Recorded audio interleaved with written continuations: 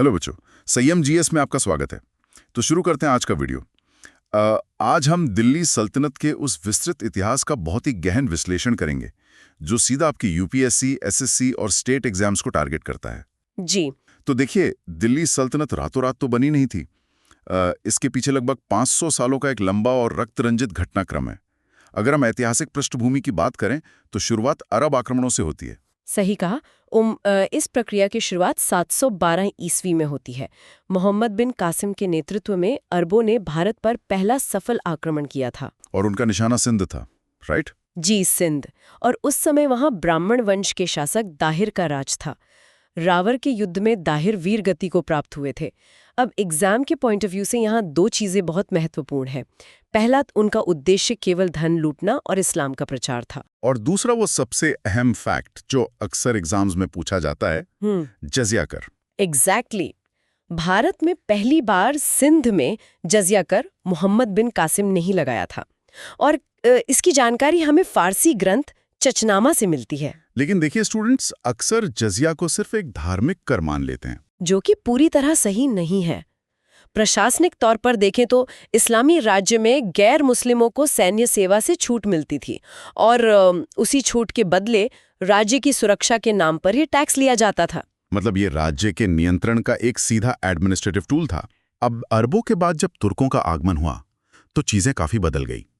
महमूद गजनवी और मोहम्मद गोरी, इन दोनों के आक्रमणों ने पूरा इतिहास पलट दिया। बिल्कुल। और इन दोनों के बीच एक बहुत बड़ा वैचारिक अंतर था, लूट और साम्राज्यवाद का अंतर। महमूद गजनवी, जिसने 998 से 1030 ईस्वी तक शासन किया, उसका मकसद सिर्फ भारत की संपत्ति लूटना था, ताकि वो मध्य एशिया में अपना साम्राज्य मजबूत कर सके। जी। सर हेनरी इलियट के ऐतिहासिक शोध के अनुसार गजनवी ने 1000 से 1027 ईस्वी के बीच भारत पर 17 बार आक्रमण किए। 17 बार। और इसमें सबसे विनाशकारी हमला 1025 ईस्वी का सोमनाथ मंदिर पर था। सोमनाथ का शिव मंदिर, जी। और उस समय गुजरात का शासक चालुक्य वंश का भीम प्रथम था। लेकिन एक बात और, गजनवी सिर्फ लुटेरा नहीं था, वो बौद्धिक संपदा भी साथ ले जाना चाहता था। हाँ, उसके साथ कई बड़े विद्वान भारत आए थे। बिल्कुल, अल-बरूनी उसके साथ आए थे, जिन्होंने भारत के समाज पर तहकीक-ए-हिंद, या जिसे किताब-उल-हिंद भी कहते हैं, वो लिखी। इसके अलावा उसके दरबार में फिरदौसी थे, जिन्होंने शाहनामा लिखी, फारसी का होमर कहा जाता है उन्हें। सही कहा। और उसके दरबारी इतिहासकार उतबी भी थे, जिनकी रचना किताब-उल-यामिनी है। तो गजनवी का मॉडल तो साफ था, लूट और बौद्धिक दोहन। लेकिन मोहम्मद गोरी का अप्रोच इससे बिल्कुल अलग था। वो एक स्थायी राजनीतिक ढांचा खड़ा करना चाहता था। जी, गोरी का विजन भारत में एक स्थायी मुस्लिम साम्राज्य की स्थापना का था। हालांकि शुरुआत अच्छी नहीं रही। 1191 ईस्वी में तराइन के प्रथम युद्ध में पृथ्वीराज चौहान तृतीय ने उसे बुरी तरह हरा दिया था। मैंने पढ़ा है कि उस युद्ध में किसी खिलजी सैनिक ने उसकी जान बचाई थी। हाँ, दस्तावेजों में इसका जिक्र है कि एक खिलजी सैनिक ने घायल गोरी को बचाया था, लेकिन गोरी ने हार नहीं मानी। अगले ही साल 1192 ईस्वी में तराइन के द्वितीय युद्ध में उसने जीत हासिल की। और यही वो टर्निंग पॉइंट था जहां से भारत में तुर्की सत्ता की स्थायी नींव पड़ी। एग्जैक्टली। फिर 1194 में चंदावर का युद्ध हुआ, जहां उसने कन्नौज के गहड़वाल वंश के शासक जयचंद को हराया। लेकिन 1206 ईस्वी में खोखरों के खिलाफ एक अभियान से लौटते समय गोरी की हत्या कर दी गई। और गोरी की मृत्यु के बाद ही शुरुआत होती है उस राजवंश की जिसे हम आमतौर पे गुलाम वंश कहते हैं, कुतुबुद्दीन ऐबक के साथ। लेकिन हिस्टोरिकली इसे ममलूक वंश कहना ज्यादा सही है, राइट? बिल्कुल सही। ममलुक दरअसल अरबी का शब्द है, जिसका मतलब होता है स्वतंत्र माता पिता से उत्पन्न हुए दास। इस वंश के सारे शासक गुलाम नहीं थे, केवल संस्थापक ही शुरुआती जीवन में गुलाम रहे थे। मतलब ये एक छाता शब्दावली है। जी। 1206 से 1290 ईस्वी तक इस काल में 3 राजवंश हुए, कुतबी, शमसी और बलबनी वंश। तो कुतुबुद्दीन ऐबक ने 1206 में लाहौर में राजाभिषेक किया और रणनीतिक तौर पर लाहौर को ही राजधानी रखा। उसे 1208 में दास्ता से मुक्ति भी मिल गई थी। लेकिन एक बहुत इंटरेस्टिंग फैक्ट है, ऐबक ने कभी खुद को सुल्तान नहीं कहा। हाँ, उसने केवल मलिक और सिपहसालार की उपाधियां ही ली। ऐसा क्यों? मतलब एक स्वतंत्र शासक सुल्तान की उपाधि क्यों छोड़ेगा? ये उसकी बहुत गहरी कूटनीति थी। देखिए, गौरी के और भी गुलाम सरदार थे, जैसे ताजुद्दीन यलदोज और नासिरुद्दीन कुबाचा। अगर ऐबक खुद को सुल्तान घोषित कर देता तो वो सीधा उन सरदारों को युद्ध के लिए चुनौती दे रहा होता। अच्छा, तो मलिक रहकर उसने खुद को गौरी का प्रतिनिधि दिखाया, जिससे उसे सत्ता मजबूत करने का वक्त मिल गया। एग्जैक्टली उसे अपनी दानशीलता के लिए लाख बख्श और सुरीले स्वर में कुरान पढ़ने के लिए कुरान ख्वां कहा जाता था। इतिहासकार मिन्हाज उस-सिराज ने उसे हातिम द्वितीय भी कहा है। और वास्तुकला में भी उसका बड़ा योगदान रहा। कुव्वतुल इस्लाम मस्जिद उसने बनवाई। जी, जो दिल्ली में 27 जैन और हिंदू मंदिरों के मलबे पर बनी उत्तर भारत की पहली इस्लामी मस्जिद थी। इसके अलावा अजमेर में 2.5 दिन का झोपड़ा बनवाया, जो मूल रूप से विग्रहराज चतुर्थ का एक संस्कृत विद्यालय था, राइट? बिल्कुल। और ख्वाजा कुतुबुद्दीन बख्तियार काकी की स्मृति में कुतुब मीनार का निर्माण शुरू करवाया। लेकिन 1210 ईस्वी में लाहौर में चौगान खेलते हुए घोड़े से गिरकर उसकी मृत्यु हो गई। ऐबक की मृत्यु के बाद आराम शाह सिर्फ 8 महीने गद्दी पर रहा, जिसे हटाकर इल्तुमिश सत्ता में आया। और इल्तुमिश को ही दिल्ली सल्तनत का वास्तविक संस्थापक माना जाता है। सही मायनों में वही संस्थापक था। शमसुद्दीन इल्तुतमिश इलबरी तुर्क था। आते ही उसने सबसे पहला काम किया, राजधानी को लाहौर से दिल्ली शिफ्ट किया, ताकि उत्तर पश्चिम खतरों से बचा जा सके। जी। और प्रशासन को मजबूत करने के लिए तुर्कान-ए-चिहालगानी यानी चालीसा दल का गठन किया। ये 40 वफादार तुर्क सरदारों का एक मजबूत प्रशासनिक घेरा था। इल्तुतमिश की विदेश नीति भी बहुत स्ट्रांग थी।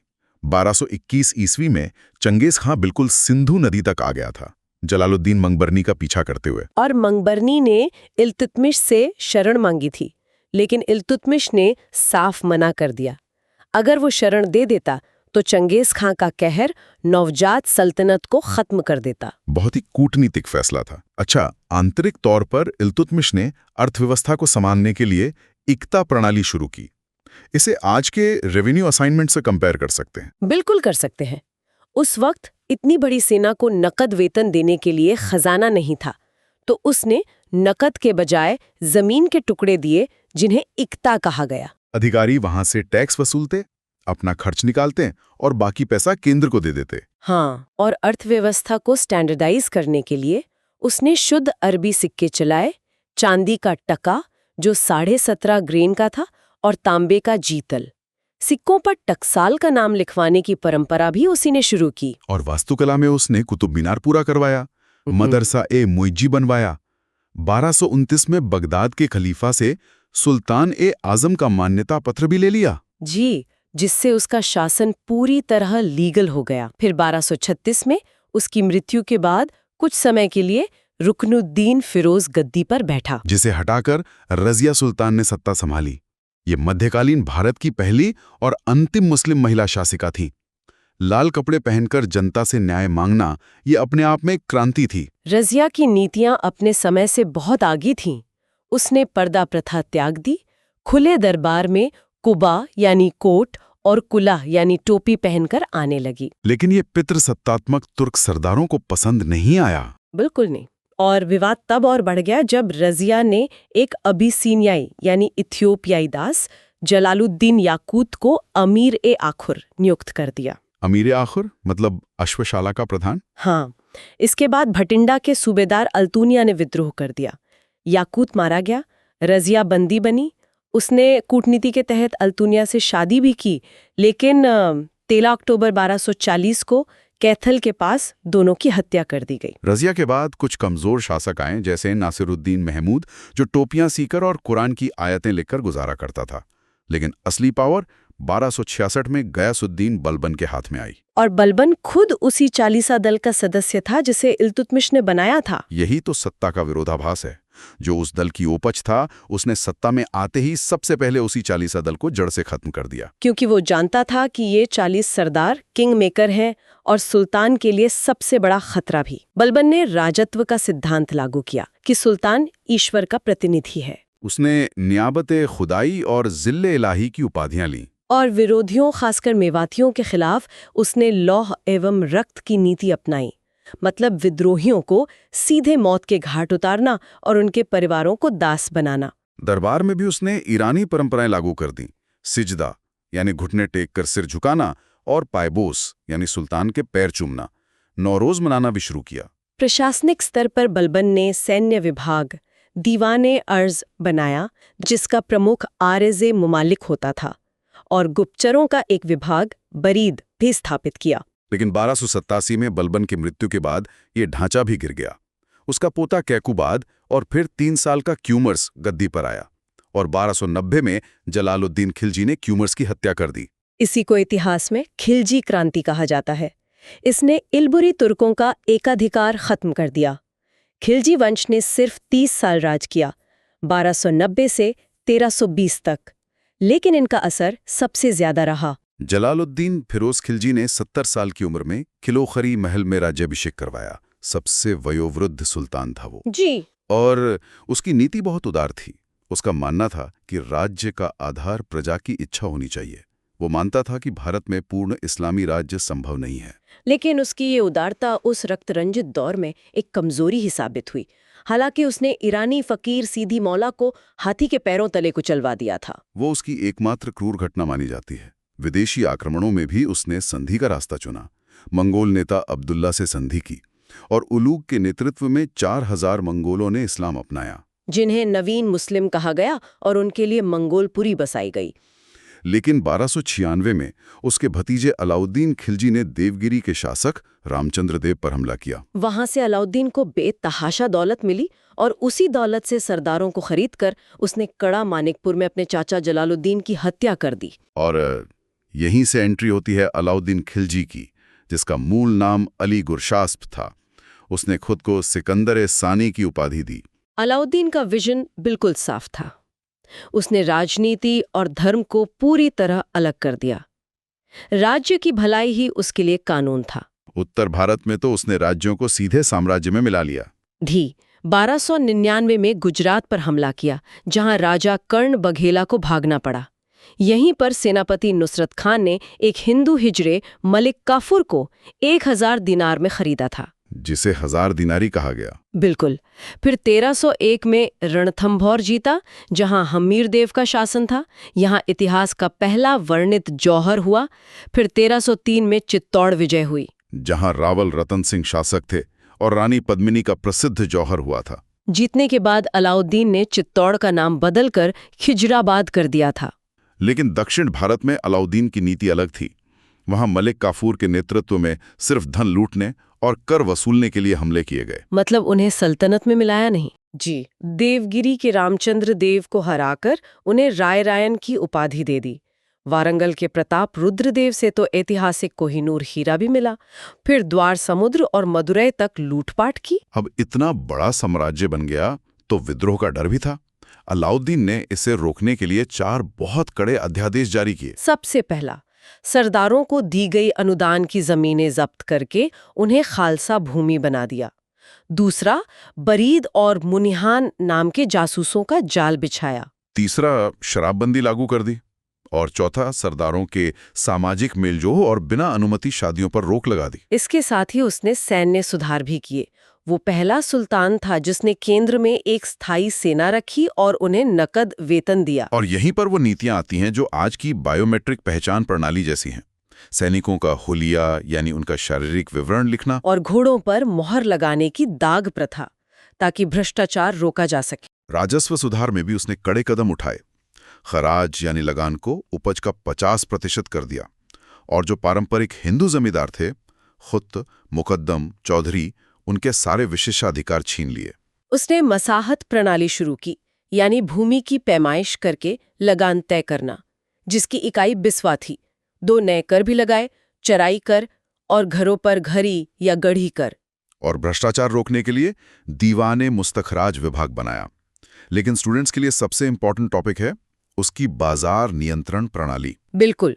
चूंकि वो सैनिकों को कम वेतन देता था, इसलिए जरूरी था कि बाजार में चीजें सस्ती हो, तो उसने हर चीज के दाम तय कर दिए।